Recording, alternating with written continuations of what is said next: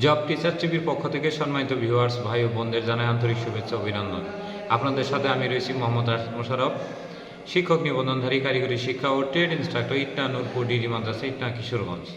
সম্মানিত ভিউয়ার্স, আমার নিজ জেলা জামালপুর ও নিজ উপজেলা সরিষাবাড়ি উপজেলা। আপনারা দেখছেন জব টিচার্স টিভি। সম্মানিত ভিউয়ার্স, আজকের আলোচ্য বিষয় পঞ্চম গণবিজ্ঞপ্তিতে প্রাথমিক সুপারিশ পাওয়ার পরও যে সকল কারণে চূড়ান্ত সুপারিশ পাবেন না। সম্মানিত ভিউয়ার্স, আপনারা সবাই জানেন যে শিক্ষক নিবন্ধনের পঞ্চম গণবিজ্ঞপ্তির প্রাথমিক সুপারিশ প্রকাশিত হয়েছে। তো প্রাথমিক সুপারিশে প্রায় 20,000-এরও অধিক অ্যাপ্লিক্যান্ট প্রার্থী এমপিভুক্ত স্কুল, কলেজ, মাদ্রাসা এবং কারিগরি শিক্ষা প্রতিষ্ঠানের সহকারী শিক্ষক, ট্রেড ইনস্ট্রাক্টর ও প্রভাষক হিসেবে নিয়োজিত থাকবেন।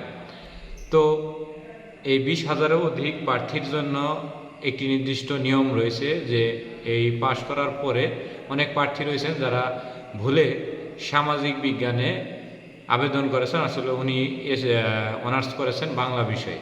তো এই ধরনের যারা প্রার্থী রয়েছেন তারা কিন্তু সুপারিশ পাবেন না।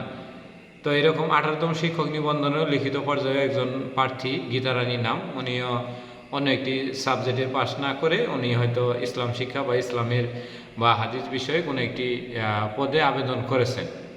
তো এটা হলো তার গাণিতিক ভুল, এটা কিন্তু এনটিআরসির ভুল নয়।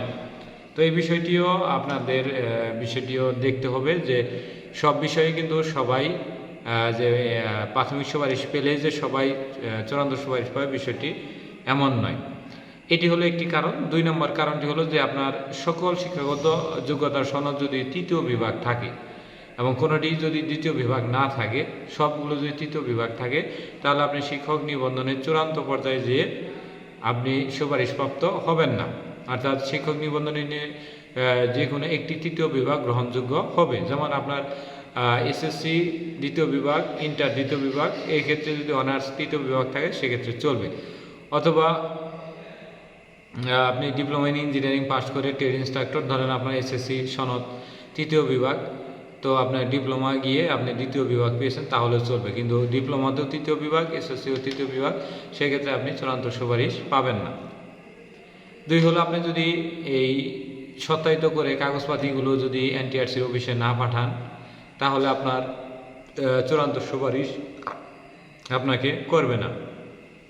এবং এই চূড়ান্ত সুপারিশ করার পর আপনার ইউজার আইডি এবং পাসওয়ার্ড নাম্বার দেওয়া হবে আপনার মোবাইল ফোনে, এবং ইউজার আইডি এবং পাসওয়ার্ড দেওয়ার পরে পুলিশ বিরুল ফর্ম পূরণ করতে হবে অনলাইনে।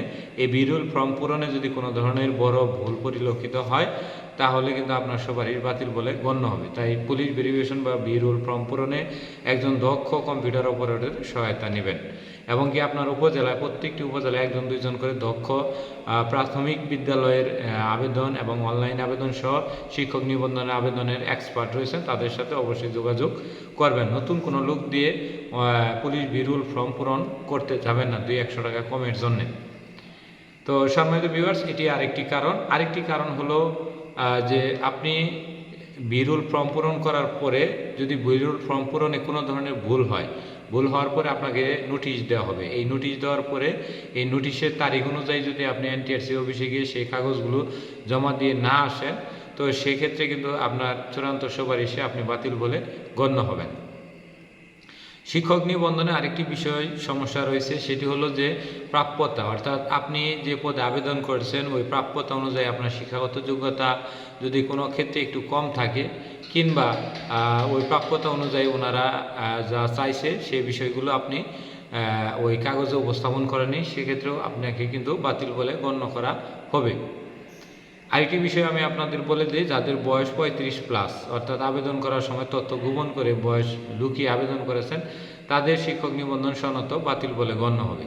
আবার অনেকেই রয়েছেন যারা 1 ও 2তম শিক্ষক নিবন্ধনধারী, কিন্তু বয়স এবং সার্টিফিকেট লুকিয়ে 16তম আরেকজন বা 17তম আরেকজনের সার্টিফিকেট কপি করে আবেদন করে প্রাথমিক সুপারিশ পেয়েছেন, তাদের এই প্রাথমিক সুপারিশটাও বাতিল বলে গণ্য করা হবে।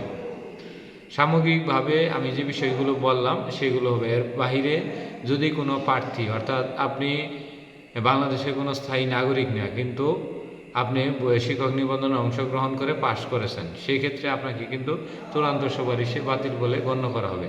আপনার ভোটার আইডি কার্ডে সমস্যা, অর্থাৎ ভোটার আইডি কার্ডের সাথে আপনার শিক্ষক নিবন্ধন সনদের কোনো অংশে মিল নেই, এবং আপনি যে গ্রাম, জেলা, পোস্ট, থানা দিয়েছেন সেই ক্ষেত্রেও আপনার এই সার্টিফিকেটের সাথে কিংবা ভোটার আইডি কার্ডের সাথে কোনোটার সাথে কোনোটা ম্যাচিং হচ্ছে না, একেবারেই কোনোটাই ম্যাচিং হচ্ছে না, সেক্ষেত্রে আপনাকে কিন্তু চূড়ান্ত সুপারিশ থেকে বাতিল করে দেওয়া হবে। এই ধরনের গুরুতর অভিযোগ থাকলে আপনি কিন্তু চূড়ান্ত সুপারিশে বাতিল হবেন। তবে আপনার যদি বয়স 35-এর মধ্যে থাকে এবং শিক্ষাগত যদি প্রাপ্যতা থাকে এবং আপনি যদি বিরুল ফর্ম পূরণ সঠিকভাবে করেন এবং আপনি যদি এনটিআরসিতে ওই যে আপনার কাগজপাতিগুলো প্রাথমিক সুপারিশ পাওয়ার পরে পাঠানোর কথা বলেছে সেগুলো যদি পাঠান, তাহলে আপনার চূড়ান্ত সুপারিশে আর কোনো ধরনের বাধা থাকবে না যদি আপনি সঠিক নিয়মে পাঠান।